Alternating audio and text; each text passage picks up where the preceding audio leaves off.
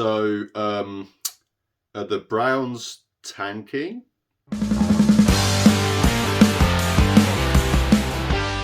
Well, the Browns' 2024 season is officially their worst season record-wise since they went 0-16 all the way back in 2017. Funnily enough, it's the first time we've lost the season series against the Bengals since 2017. 3-12, probably going to finish the year 3-14. It really does feel like the 2010s all over again. Throw this season in the bin. We've spoke about it for weeks and weeks. It's truly been horrendous. We just lost the season series to the Bengals. This season is truly cursed. It's gotten to a point now where I've now spoke ad nauseum about how I've spoken ad nauseum about how disappointing this season has been. It's like Inception, but instead of dreams, it's nightmares. I'm just sick of saying the same thing every week at this point. DTR was bad in this game. No other way to explain it. I said a couple of weeks back that, the reason I was happy to stick with Jameis for the rest of the way was because that I didn't really buy into the notion of the whole, see what we have with DTR stuff. I already kind of felt as if I'd seen enough to comfortably say that he isn't the answer to any question. His pocket awareness is non-existent, and I'm not convinced he has an NFL arm. At least with Jameis, you're keeping your receivers engaged and, forcing the defense to defend pretty much every blade of grass.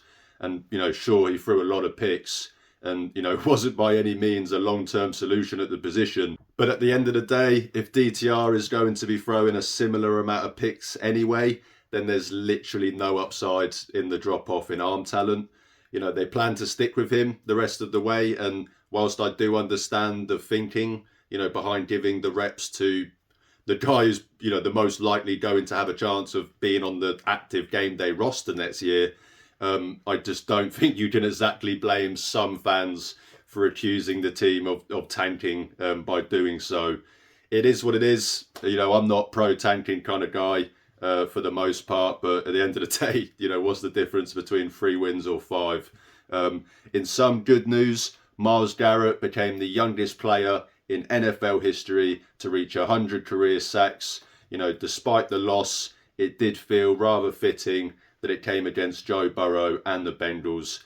And, on the topic of Myles Garrett, he's of course been in the news a lot this week after his comments, about not wanting to be part of a rebuild, etc. I, for one, found his comments to be refreshing.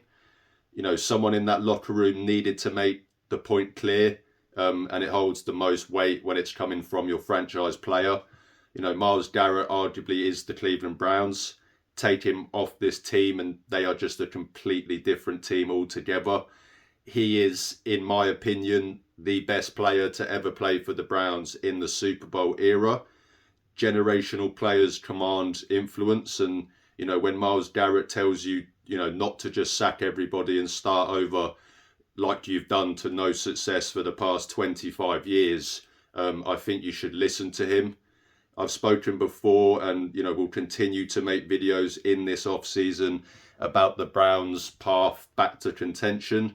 This season has been a disaster, but, I'll keep saying it. There's far too many talented players on this team to just tear, the whole thing down.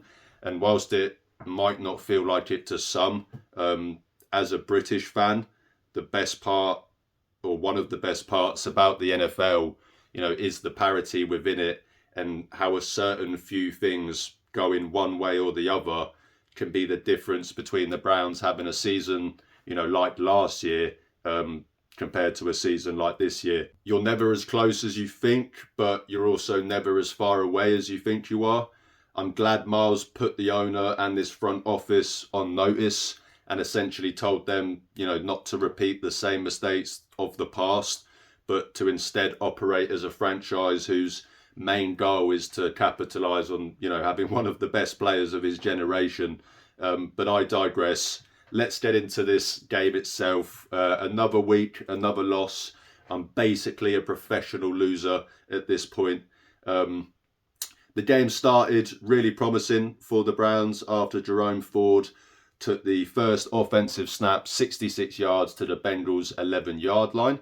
They were then able to get to first and goal at the 1-yard line, and after what was initially ruled a touchdown for Dante Foreman, instead ended up being ruled a fumble after the ball was knocked out before he crossed the plane and was recovered at the 1-yard line. Just a gut-wrenching blow to a really positive start to the game. Burrow was then able to draw Diabate off sides to give the Bengals offense more breathing room, and then proceeded to orchestrate a 8-play, 99-yard touchdown drive, which was capped off with Joe Burrow throwing a touchdown pass to T. Higgins whilst pretty much lying on the floor. His knees literally hit the floor before he threw the ball, but hey-ho, it certainly looked cool, I guess. The Browns then had their first of 3 consecutive 3-and-outs before Cade York missed a 47-yard field goal wide left, which felt rather familiar. Going into the second quarter, the Browns responded with -7 yards in back-to-back 3-and-outs before the Bengals took advantage of good field position with a 9-play, 50-yard touchdown drive, which resulted in a frustrating 6-yard touchdown pass to Losivas, or I always get that name wrong, so please correct me what the actual way of saying it is. After the Browns defense, actually initially did a pretty good job forcing the Bengals into a third down. The Browns were then able to get their first down since the opening drive, but then immediately punted the ball back to the Bengals, who were able to get the ball to the Browns' 41-yard line just before the half. And then in what was just the most obvious and most likely thing to happen in this game, Cade York hits a 59-yard field goal to put the Bengals up 17-0 at the half. Just like a lot of games this season, it felt nearly over by the half. The Browns defense kicked off their improved second half by forcing a punt on the Bengals' opening possession. The offense then put up their only scoring drive of the game with a 11-play, 70-yard touchdown drive. DTR somehow managed to complete a crossbody throw to Jerome Ford on third down in a play that probably gets picked off 9 times out of 10, but we'll take it. After a couple more third down conversions through a DTR scramble and a DPI call that Judy somehow managed to convince the ref to call after he initially didn't. David Njoku then broke free on a screen play for 29 yards to set up a first and goal at the Bengals' 7-yard line. Jerome Ford was eventually able to punch it in. However, Dustin Hopkins missed the extra point in his first kick since coming back from being benched. So much for he practiced really well this week. The Browns defense then forced another 3-and-out after a Grant Delpit sack. However, after what was another good drive from this Browns offense, it resulted in DTR throwing his first interception of the day inside the 10-yard line just after the game had just entered the fourth quarter. The Browns defense were then, once again did their part, forced another 3-and-out after Michael Jr.'s sack, the first of his career.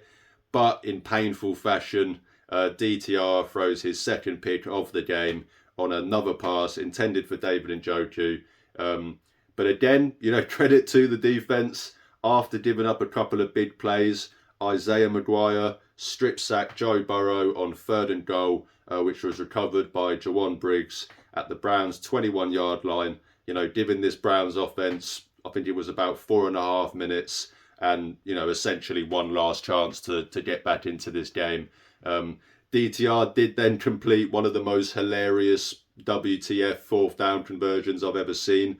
But then after an intentional grounding call and taking a sack, the Browns faced a 4th and 27, a miracle that obviously did not happen. Joe Burrow then proceeded to stat pad on a free play after the Browns defense gave up, essentially throwing a 32-yard touchdown to Jamar Chase to make him the first Bengals receiver to go over 1,500 yards in a season in franchise history. So respect to him. The Browns offense then turned the ball over on downs one more time just for the banter before the Bengals took a knee, and that was all she wrote. I said it earlier, DTR isn't it, but I'm not going to just blame him for the offensive struggles in this game. This offense has sucked all year. nothing changed this week, really. They looked absolutely dreadful against one of the worst defenses in the NFL. Fumble, punt, punt, punt, punt in the first half, and then touchdown, interception, interception, turnover on downs, and turnover on downs for the second half. Miserable stuff, miserable year. I'm just annoyed that Judy won't have a chance to truly extend his statistical output for the season. I'm sure he's probably quite pissed that they benched Jameis. He probably would have finished a year with the second best statistical season in Browns history if they didn't. The special teams weren't as bad as they've been, but they still didn't really contribute much. Obviously, Hopkins missing another kick is almost expected at this point. Got to address the position in the off-season. The defense, once again, as it's been every single week, it feels like, was pretty much the only bright spot in this game. Looked a little bit shaky in the first half, but clamped up the Bengals in the second half. Other than that garbage time touchdown at the end, held them to 0 points. Headed into this one, Burrow was averaging 346 yards a game over the last 5 games. The Browns defense were able to limit him to 252 yards and sacked him 4 times in this game. Of course, 252 yards and 3 touchdowns are great numbers. It is Joe Burrow. But the Browns defense were able to somewhat limit a quarterback that's playing at an MVP level despite his team's record. Ultimately, as usually is the case this year, the Browns defense plays well, but just aren't able to overcome the deficiencies on the other sides of the ball. You can't really blame guys on that defense for feeling hard done by this year. They've done their part all year. With a competent offense, this team would have won a bunch of more games. It's just unfortunately been the story of the Browns 2024 season, and it's why they're now 3-12 and staring at a top 5 pick. There's a whole lot of changes needed this off-season. Dorsey and Bubba got to go. A bunch of holes to fill on the offensive side of the ball. Going to be a long off-season, but it doesn't mean it can't be an exciting one. And as always, I never like to finish on a negative, especially when it's Christmas as well. So I do just want to give a quick shout out to a few players from this game, and a few players that I'm excited about moving forward. First and foremost, the young pieces on this defensive line, Mike Hall and Isaiah Maguire, both adding big plays, to their already really solid rookie and sophomore seasons respectively. Mike Hall with his first career sack and Maguire with a strip sack at the end of this game, which was recovered by another encouraging young defensive lineman himself in Jawan Briggs. I spoke about both these guys multiple times throughout the season. It's really encouraging for them to both continue to impress and, in my opinion, solidify themselves as key pieces on this defensive line rotation going forward. The Browns are going to probably have a top 5 pick, add a Mason Graham or an Abdul Carter to that, already exciting young defensive line, and we might be cooking with gas. Jerome Ford also had another nice game filling in for Nick Chubb, 11 carries for 92 yards and a touchdown as well as 5 catches for 39 yards through the air. Second consecutive week now with a 60-plus yard run. As someone who defended Ford in the off-season, I've consistently held, the belief that if used correctly, he can be an effective running back. He's not a number 1 back, but I believe then and I still believe now that he can be a useful second option in that room.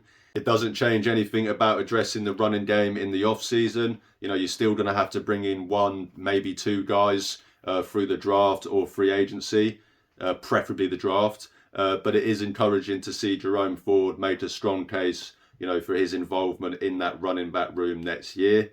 And finally, at least we have our first round pick this year. We currently hold the 5th pick, only 1 game out from the first overall pick. The Browns will probably lose out against the Dolphins and the Ravens. So who knows where that pick lands. We could be in Travis Hunter territory. Who knows? But that will do it for me today, guys. Thank you so much for watching. This is the last video that I will be posting before the 25th. So Merry Christmas to you all. However you celebrate the holiday period, I hope it brings you much more joy than the Cleveland Browns 2024 season. If you enjoy my content, then please drop this video a like, hit the subscribe button. It's free and it really helps out my channel. You can also check the links in the description to see where you can connect and interact with me on social media. I'm trying to build a community of Cleveland Browns fans, and as I always say, even if I only get to talk to one fan a day, I'm happy because I'm talking Browns football with the best fan base in the world. Thanks again for watching, guys. Have a great week. Enjoy your Christmas. Enjoy the holiday period, whatever you celebrate. But most importantly, go Browns.